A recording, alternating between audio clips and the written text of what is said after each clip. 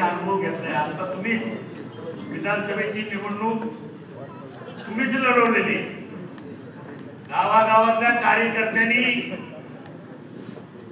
या निवडणुकीमध्ये कसं मतदान घेतलं ते त्यांना चांगलं माहिती आहे आणि त्याच्यासाठी काय काय दारुगोळा लागतो.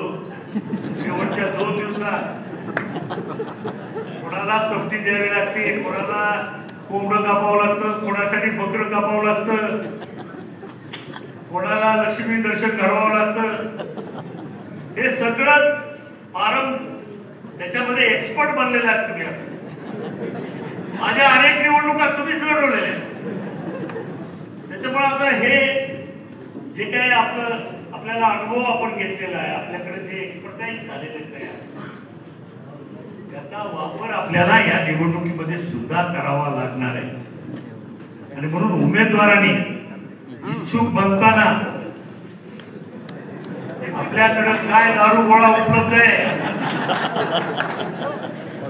याची सुद्धा माहिती आम्हाला द्यावी लागणार आहे. नुसतं इच्छुक असून उपयोग नाही बाबा. लढायला पुढं बंदूकीतून गोळ्या झाडाव्या लागतात. आता लोकांच्या अपेक्षा फार वाढल्या. आपण अपेक्षा पूर्ती करू शकत नाही, परंतु कुठं कमी पडता कामा नये. समोरचा माणूस जर 100 रुपये खर्च करणार असेल तर आपण 100 रुपये खर्च करण्याची तयारी केली. एवढंच माझं म्हणण्याचं मत आहे. निश्चितपणानं तुम्ही आजवर केलेलं काम, तुम्ही आजवर जी काही निष्ठा दाखवलेली पक्षासोबत, कठीण काळात तुम्ही माझ्या पाठीमागे उभे राहिला.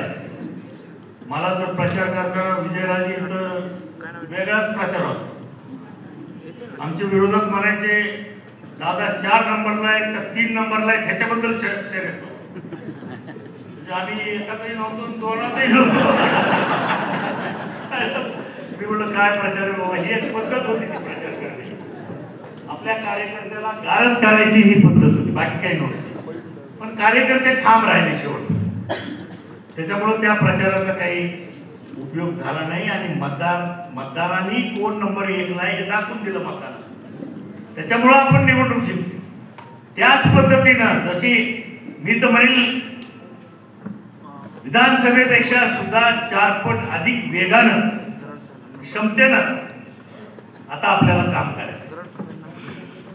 जेवढं विधानसभेला कष्ट घेतले त्याच्या 4 पटीनं कष्ट आपल्याला घ्यायचे.